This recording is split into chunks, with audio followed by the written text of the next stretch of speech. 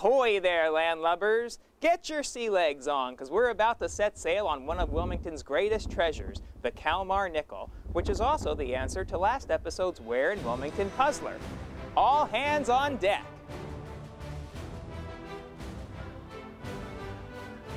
Wilmington's Kalmar Nyckel is a replica of the original Kalmar Nyckel, the ship that sailed from Sweden to the New World in 1638. On board were 24 passengers who would establish the first permanent European settlement in the Delaware Valley. That settlement was called New Sweden, better known today as the city of Wilmington. The original Kalmar Nyckel made a total of 4 round-trip crossings of the Atlantic, more than any other ship of the era. The present-day Kalmar Nyckel is celebrating its 10th anniversary this year. The ship was built between 1995 and 1997, with the rigging completed in 1998. The ship was built right here in Wilmington as a tribute to the courage and spirit of the settlers who undertook the midwinter North Atlantic crossing in 1637 and 1638. Some of the people who helped bring the new Kalmar Nyckel to fruition are memorialized on the stern, which is where you'll find the likeness of our very own Mayor James Baker. Today, the ship is owned and operated by the Kalmar Nyckel Foundation, a non-profit organization located next to the original landing site of the Swedes on the Christina riverfront.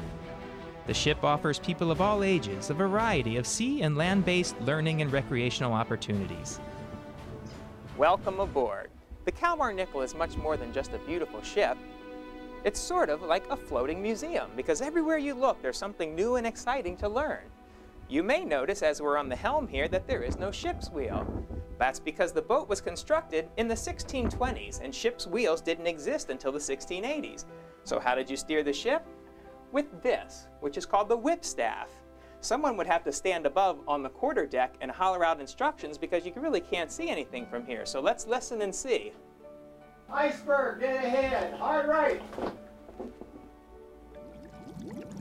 Of course, this Kalmar Nyckel does have a few slight improvements over the original, like these navigational aids.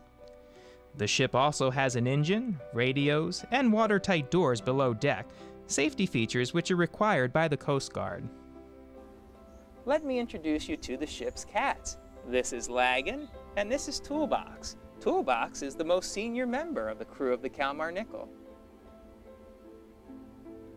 Another fun feature of the Kalmar Nyckel is a pair of carved watchdogs, which are perched on the ship's side railings. If you look carefully, you'll notice that the dog's outboard eyes are open, but the inner eyes are closed. The outboard eye is known as the weather eye, to keep an eye out for bad weather. The inside eye is closed because crew members were superstitious and didn't want the dogs to watch over them, especially when they were goofing off. Speaking of open eyes, the Kalmar Nyckel is full of symbolism if you keep your eyes open. Standing at the helm, you can see 3 carvings above nearby doorways, one representing Swedish royalty, one depicting the city of Kalmar, Sweden, one of Wilmington's sister cities, and of course, one of the city of Wilmington. This is the ship's doghouse, which is the entrance to below deck, which is where you'll find the living quarters and the galley where they would make meals. But unfortunately, it's off limits to everybody except volunteers. So if you'd like to see below, you'll have to sign up. Does this look familiar? Allow me to introduce you to Fred.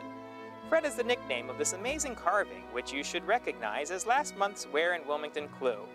Fred is actually a gargoyle, and his presence is meant to ward off evil spirits and protect the ship. Fred is named after the volunteer who painted the carving. He suffers from seasickness and looks a lot like this when he sails on the Kalmar Nyckel. Fred sits atop the ship's bell, which is used on board to mark time. Basically, it would be rung once every 30 minutes during a 4-hour watch. So when a crew member heard 8 bells, he knew his shift was over. This is still used on ships today. And that brings to a close this edition of Where in Wilmington. Join us next time when we continue to explore all the great places that make our city fun. I'm Rich Neumann for Wilmington in the middle of it all from the Kalmar Nyckel.